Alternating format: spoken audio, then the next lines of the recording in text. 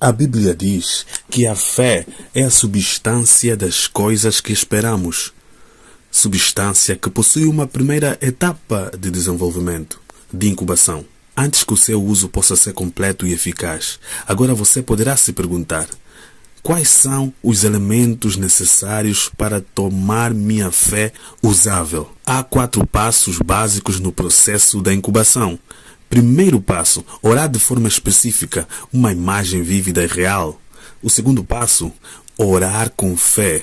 Orar com fé e com desejo ardente de alcançar aquilo que você tanto deseja. Terceiro passo: você deve orar até que consiga a segurança, a substância, o papel legal que assegura a tua bênção.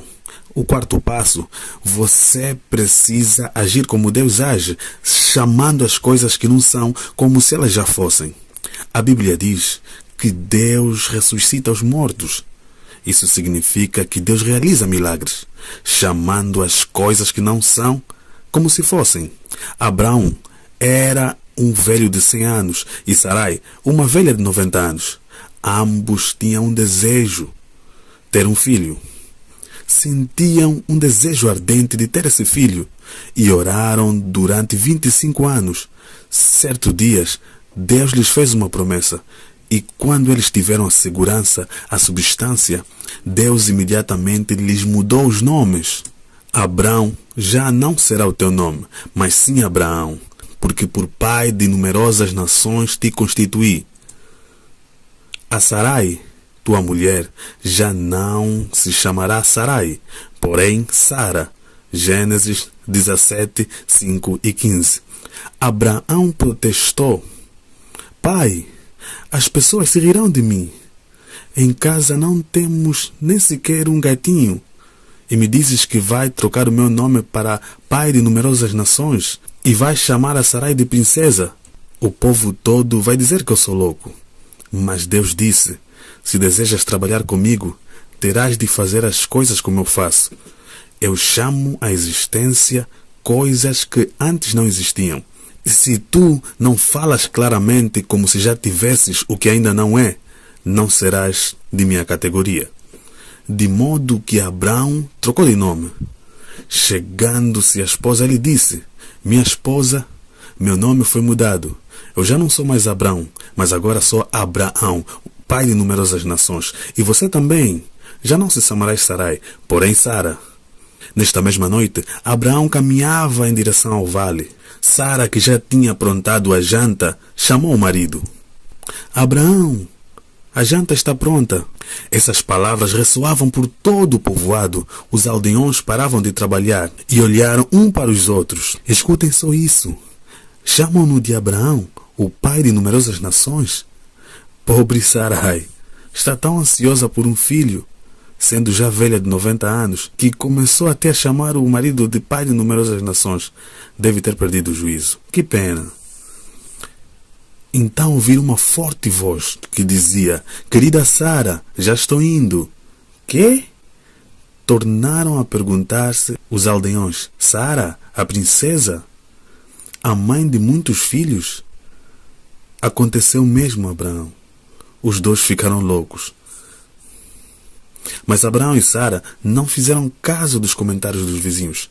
Chamaram um ou outro de pai de numerosas nações e princesa. E exatamente como se chamaram um ao outro, exatamente como deram testemunho da sua segurança e substância, tiveram um filho muito formoso, a qual chamaram Isaque, que significa riso. Irmãos e irmãs, desejam vocês verem o sorriso nos seus rostos? Desejam ver os sorrisos no rosto da sua casa? Desejam ver sorrisos em seus negócios e em suas igrejas? Usem a lei da fé. Então vocês poderão ver o nascimento de muitos Isaques nas suas vidas. Os milagres não são produzidos por meio de uma luta cega. Há leis no reino espiritual e você tem no coração recursos inesgotáveis.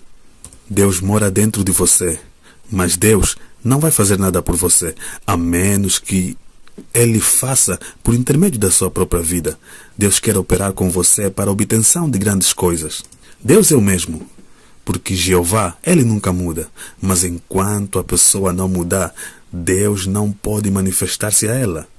Deus usou Moisés, Josué e outros homens de fé gigantesca.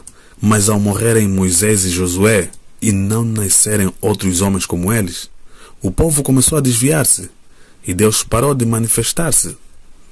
Deus deseja manifestar-se mediante você hoje, assim como ele se manifestou mediante Cristo 2000 anos atrás. Ele é tão poderoso quanto ele era antes. E depende de você. Afirmo que posso construir uma igreja para 10.000 pessoas na Coreia, no Japão, na Alemanha, nos Estados Unidos ou em qualquer outra parte. Porque a visão de uma igreja tão grande não está no exterior, mas sim no interior de uma pessoa. O que é engendrado no seu coração e mente está pronto para realizar-se em seu ambiente e circunstância. Vigie o seu coração e vigie a sua mente mais do que qualquer outra coisa. Não procure encontrar a resposta de Deus em outra pessoa, porque esta resposta vem ao seu espírito e por meio do seu espírito ela se materializa em sua circunstância. Clame pela palavra de segurança e proclame, pois sua palavra se espalha e cria. Deus falou e todo o universo se formou. Sua palavra é um material que o Espírito Santo usa a fim de criar. Portanto, ordene, pois isto é muito importante. A igreja hoje perdeu a arte de dar ordens. Nós, os cristãos, estamos a nos tornar mendigos, pois mendigamos constantemente. Às margens do Mar Vermelho, Moisés implorou: "Ó Deus, ajuda-nos! Os egípcios estão chegando!" Deus o repreendeu dizendo: "Moisés, por que você clama a mim? Ordena que as águas do mar se dividirão." Há tempo de orar, mas também há tempo de dar a ordem. Deve orar em seu quarto secreto, mas ao sair para o campo de batalha, você sairá a fim de proferir a palavra de ordem de criação. Quando lemos a vida de Jesus Cristo, nós vemos que ele estava sempre a dar ordens.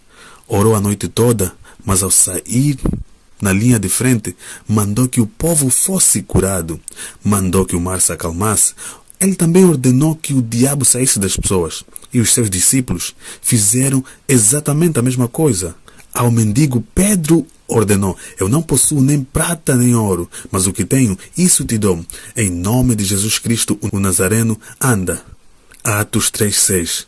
Ao cadáver de uma senhora, Pedro ordenou: "Apruma-te direito sobre os pés." Atos 14. Eles deram a palavra criadora. A Bíblia manda curar os doentes. A Bíblia diz em Tiago: "E a oração de fé salvará o enfermo." Deus pede-nos claramente que curemos os doentes, de modo que em minha igreja curo os enfermos guiado pelo Espírito Santo.